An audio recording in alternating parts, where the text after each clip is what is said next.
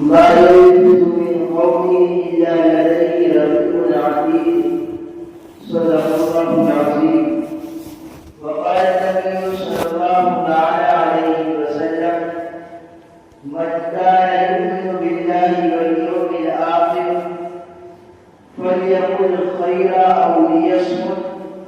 أو كما قال عليه الصلاة والسلام. عزت اور احترام کے مستحق بزرگوں، جوانوں، اللہ رب العزت والجلال نے ہم سب کو جمعے کی مناسبت سے جمع فرمایا، کچھ کہنے اور سننے کی توفیق مرحمت فرمائی۔ عزیزان گرامی، اللہ تبارک و تعالی نے حضرت انسان کو بے شمار نعمتوں سے نوازا۔ اللہ نے انسان کو طرح طرح اور مختلف قسم کے انعامات سے نوازا ہے، اور اللہ نے اپنی دی ہوئی نعمتوں کے استعمال کا طریقہ بھی تعلیم فرما دیا ہے۔ اب اگر ہم اللہ کی دی ہوئی نعمتوں کا استعمال اس کے طریقے کے، اس کے بتلائے ہوئے طریقے کے مطابق کرتے ہیں تو جائز و درست کہلاتا ہے، اور اگر اس کے طریقے کے بتلائے ہوئے طریقے کے خلاف کرتے ہیں تو وہ لازم و ناجائز کہلاتا ہے۔ اللہ رب العزت والجلال نے انسان کو بے شمار نعمتوں سے نوازا۔ اب اگر انسان ان نعمتوں کا استعمال اللہ رب العزت والجلال کے بتلائے ہوئے طریقے کے مطابق کرتا ہے تو وہ نعمتیں اللہ کی رضا کا سبب بن جاتی ہے، اور اگر اس کے خلاف کرتا ہے تو اللہ کی غضب و غضب کا مستحق بن جاتی ہے۔ تو اللہ رب العزت والجلال کی عطا کردہ نعمتوں میں سے ایک عظیم نعمت اللہ نے ہمیں زبان کی عطا کی ہے۔ زبان یہ اللہ تبارک و تعالیٰ کی ایک عظیم نعمت ہے جو ہم اور آپ کو عطا کی ہوئی ہے۔ میرے عزیزوں، ذرا غور کریں کہ زبان دیکھنے میں تو بڑا معمولی سا عضو نظر آتا ہے، ایک چھوٹا سا گوشت کا لوٹنا اور ایک بوٹی ہے۔ میرے عزیزوں، لیکن اللہ نے اس زبان کو بڑی اہمیت، اور اس کی اہمیت سب کے نزدیک مسلم ہے۔ اگر یہ زبان نہ ہوتی تو انسان اپنے جذبات، اپنے احساسات بیان کرنے سے عاجز اور قاصر رہتا۔ اگر اللہ زبان نہ بناتا تو میرے عزیزوں، انسان اپنی رغبت، اپنی چاہت، اپنی پسندیدہ چیزوں کو بیان کرنے کے قابل نہیں ہوتا۔ اگر اللہ زبان نہ بناتا تو انسان کی تمام عقل مندی، دانش مندی، اس کے سارے کمالات، اس کے سارے ہنر، اس کے سارے فن ناقص اور ادھورے رہ جاتے۔ تو زبان کی اہمیت یہ سب کے نزدیک مسلم ہے۔ اللہ نے اس زبان کے اندر بڑا گہرا اثر رکھا ہے، بڑا گہرا تعلق رکھا ہے، اور وہ اثر یہ ہے کہ ایک آدمی جس نے اپنی تمام کی تمام عمر رشد میں گزاری ہو، معاصی میں گزاری ہو، گناہگاری میں گزاری ہو، اگر وہ اس زبان کے ذریعے سے میرے عزیزوں اللہ کی وحدانیت کا اقرار کر لیتا ہے، کلمہ توحید پڑھ لیتا ہے، اور وہ اللہ سے معافی مانگ لیتا ہے، اللہ اس زبان کی برکت سے اللہ اس کے گناہوں کو معاف فرما دیتا ہے۔ اسی طرح وہ اجنبی مرد اور عورت جن کا آپس میں گفتگو کرنا، جن کا ایک دوسرے کو دیکھنا، بولنا، ملاقات سب کی سب حرام، لیکن جب وہ اجنبی مرد اور عورت اپنی زبان سے ایجاب و قبول کر لیتے ہیں، اب ان کا گفتگو کرنا، ان کا کلام کرنا، ان کی ملاقات سب کی سب جائز ہو جاتی ہے۔ میرے عزیزوں، پتہ ہی چلتا ہے اللہ نے ہمیں جہاں بے شمار نعمتیں عطا کی ہے، وہیں عظیم اور اہم نعمت زبان بھی اللہ نے ہمیں عطا کی ہے، اور اس کے استعمال کا طریقہ بھی بتا دیا ہے۔ جو بھی حدیث پڑھی گئی، اس حدیث کے اندر اللہ کے نبی علیہ الصلوۃ والسلام نے ارشاد فرمایا کہ جو آدمی بھی اللہ پر اور آخرت کے دن پر ایمان رکھتا ہے، اسے چاہیے اپنی زبان سے یا تو خیر کی بات استعمال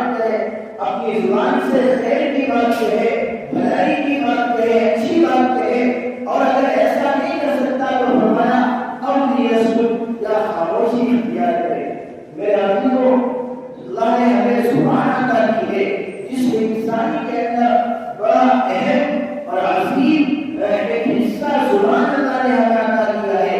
یہ سمجھ لیجیے جب تک یہ زبان صحیح چلتی ہے، درست کام کرتی ہے، تو پورا کا پورا جسم انسانی صحیح چلتا ہے، درست کہلاتا ہے۔ اور اگر اس کے اندر ذرا سی خرابی پڑ جاتی ہے یا اس زبان کی سے کوئی غلط لفظ نکل جاتا ہے تو اس کا نقصان پورے جسم انسانی کو بھگتنا پڑتا ہے، پورے انسان کو اس کا نقصان، اس کی سزا بھگتنی پڑتی ہے۔ اس کی مثال دیکھی ہے کہ زبان کی مثال کو ایسا سمجھ لیجیے جس میں انسانی کے اندر ایسا ہے جیسا کہ انجن ہوتا ہے اور اس کے مختلف پرزے ہوتے ہیں، اور اگر انجن کا کوئی پرزہ خراب ہو جائے، کوئی ایک حصہ خراب پڑ جائے تو پورا کا پورا انجن خراب ہو جاتا ہے۔ اسی طرح جس میں انسانی کے اندر اللہ نے زبان رکھی ہے اور یہ ایسی ہے کہ یہ خراب پڑ جاتی ہے، پورے کے پورے جسم انسانی کو اس کی سزا اور نقصان بھگتنا پڑتا ہے۔ میرے عزیزوں، ذرا غور کریں اللہ نے کتنی اہم اور عظیم نعمت ہم سب کو عطا کی ہے۔ اللہ نے جو زبان عطا کی ہے کتنی عظیم اور اہم نعمت ہے، اور اس کی اہمیت یہ ہے اگر اللہ زبان نہ بناتا تو انسان نامعلوم کتنی اللہ کی عظیم نعمتوں سے محروم رہ جاتا۔ جہاں انسان قوت گویائی بولنے سے محروم رہتا، وہی انسان بیان کی صلاحیت سے بھی محروم رہتا۔ اگر اللہ زبان نہ بناتا تو انسان نامعلوم کتنی طرح کے ذائقوں سے اور کھانے اور پکوان سے محروم ہو جاتا۔ گویا کہ اللہ کی بے شمار نعمتیں بے وفا بے لطف ہو جاتی، پھر ساری کی ساری چیزیں ہمیں خاموش بھی لگتی، ساری دنیا خاموش نظر آتی۔ گویا کہ اللہ نے زبان کے اندر بڑا گہرا اثر رکھا ہے، اور اسی لیے آگے فرمایا گیا ایک دوسری حدیث ہے، اللہ کے نبی علیہ الصلوۃ والسلام نے فرمایا کہ لا تفسدوا الكلام بغير ذكر الله فإن كثرة الكلام بغير ذكر الله قسوة للقلب وأن بعد الناس من الله القلب القاسي،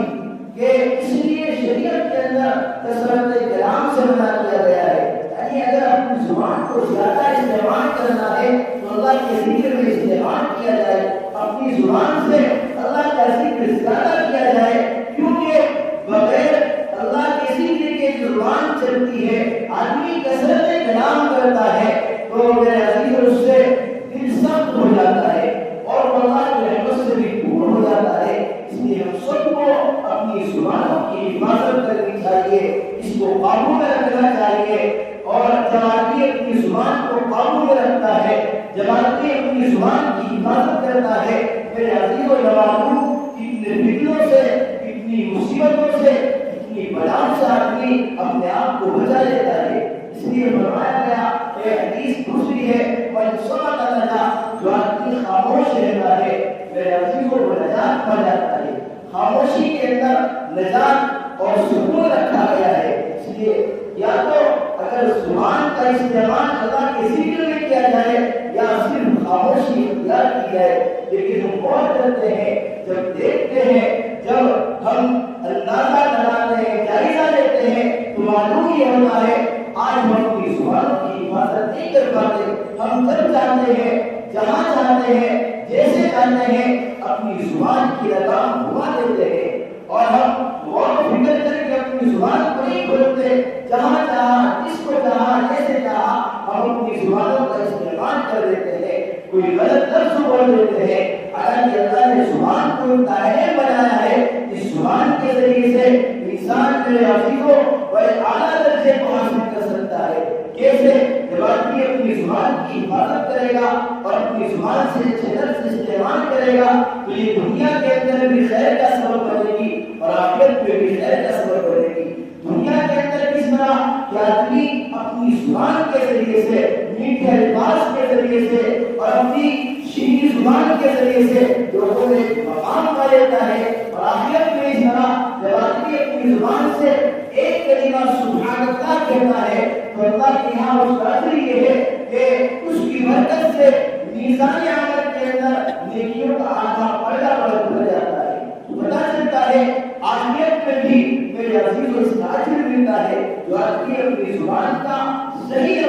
استعمال کرتا ہے، اور جو آدمی اپنی زبان کا صحیح استعمال نہیں کر پاتا پھر زبان میرے عزیز کو جہنم میں لے جانے کا سبب بھی بن جاتی ہے۔ ایک حدیث ہے اللہ کے نبی علیہ الصلوۃ والسلام نے فرمایا الیکم الناس فی النار علی وجوہہم الا عصائب السنتہم، کہ کل قیامت کے دن جہنم کے اندر اکثریت جہنمیوں کی ایسی ہوگی جو اپنی زبانوں کی وجہ سے جہنم میں جائیں گے، اس لیے کہ انہوں نے دنیا کے اندر رہتے ہوئے اپنی زبان کی حفاظت نہیں کی ہے، بے موقع بے محض جب چاہا اپنی زبانوں کا استعمال کیا ہے۔ اس لیے میرے عزیزوں ہم سب کے لیے نصیحت یہ ہے اور قرآن کا حدیث کا پیغام یہ ہے کہ ہم اپنی زبانوں سے یا تو خیر کی بات کہیں یا خاموشی اختیار کریں۔ جو قرآن کریم کی آیت پڑھی گئی تھی، اس آیت کے اندر بھی اللہ نے متنبہ کیا ہے، ہم کو جگایا ہے اور ہمیں یہ پیغام دیا ہے ما یلفظ من قول الا لدیہ رقیب عتید، کہ انسان جو لفظ بھی اپنی زبان سے نکالتا ہے ایک فرشتہ جو اللہ کی جانب سے ہمارے شانوں پر مقرر ہے اس کو لکھ دیتا ہے۔ تو گویا کہ ہماری ہر حرکت ہماری ہر چیز اللہ کے یہاں محفوظ ہو رہی ہے، زبان سے نکلا ہوا ہر لفظ اللہ کے یہاں میرے عزیز و محفوظ ہے۔ اس لیے بڑے سوچ سمجھ کر اپنی زبانوں کا ہم سب کو استعمال کرنا چاہیے، اپنی زبان سے تو خیر کی بات کہے یا خاموشی اختیار کرنی چاہیے۔ اور اللہ نے خاموش کا حدیث میں فرمایا گیا، اللہ کے نبی نے فرمایا کہ سمجھ آنا جو آدمی خاموش رہتا ہے وہ نجات پا جاتا ہے، وہ تمام اور بے شمار بیماریوں سے میرے عزیز و محفوظ رہتا ہے۔ اسی کے متعلق ایک واقعہ ہے جو ہم سب کے لیے بڑی عبرت کا ہے کہ کسی زمانے کے اندر ایک بادشاہ تھا اور اس بادشاہ کی ایک لوتا بیٹا تھا، اور وہ بیٹا بڑا سنجیدہ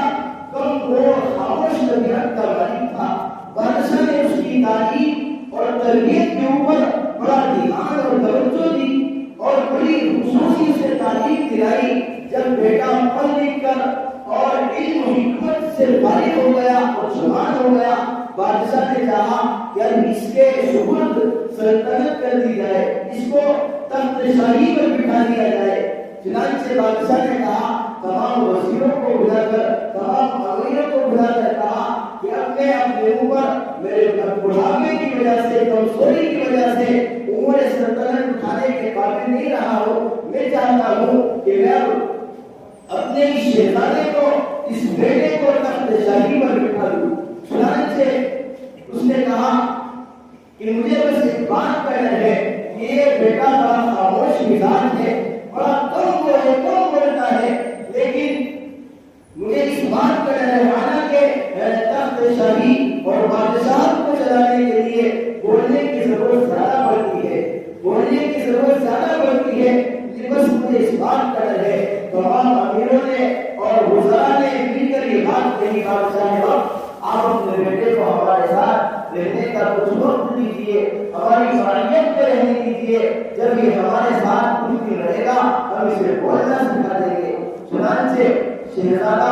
ان وزیروں کے معیت کا قیام کے ساتھ رہنے لگا۔ تمام لوگوں نے تمام وزراء نے مل کر یہ چاہا کہ اس کی خاموشی کو توڑ دے، کسی طرح اس کو بولنا سکھا دے، وہ زیادہ بولنے لگے، اس لیے کہ عمر سلطنت کو چلانے کے لیے اور تخت شاہی پر بیٹھنے کے بعد بولنے کی زبان و بیان کی زیادہ ضرورت پڑتی ہے۔ چنانچہ لیکن وہ میرے عزیز و ناکام رہے۔ اب تمام وزراء نے ایک منصوبہ بنایا کہ ہم شکار پر چلتے ہیں، اس شہزادے کو، اس بادشاہ وقت کے بیٹے کو ہم جنگل لے چلتے ہیں، جب ہم شکار پر جائیں گے اور شکار کریں گے چیخ و پکار ہوگا، اور جب ہم سب مل کر شور و غل کریں گے اس سے اس کی خاموشی ٹوٹ جائے گی، یہ بولنا شروع کر دے گا، اور جب یہ بولنا شروع کر دے گا تو مجھے سلطنت کو بڑے اچھے انداز میں ادا کرے گا۔ چنانچہ وہ جماعت وہ لوگ جنگل کی طرف روانہ ہوئے، اس شہزادے کو لے کر جا کر دیکھا جنگل کے اندر ایک بڑا اور گھنا درخت تھا جس کے اوپر بے شمار پرندے چہچہا رہے تھے، بے شمار پرندے بول رہے تھے۔ اب یہ جماعت اس درخت کے نیچے پہنچی، اور جیسے جماعت پہنچی تمام پرندوں نے اپنی اپنی جگہ پر ڈوب گئے، چھپ گئے، کوئی پتے کے نیچے، کوئی خیال میں گویا کہ وہ تمام پرندے اس درخت کے اندر چھپ گئے۔ اب یہ جماعت نے دیکھا کہ ایک پرندہ جو چھپا نہیں تھا، دیکھا کہ ایک پرندہ اس درخت کے اوپر بیٹھا ہوا ہے، فوراً ایک سنسناتا ہوا تیر اس کی گردن کو مار کر گیا، اور جیسا ہی وہ تیر مار کر فوراً ان کے قدموں میں وہ پرندہ آ پڑا۔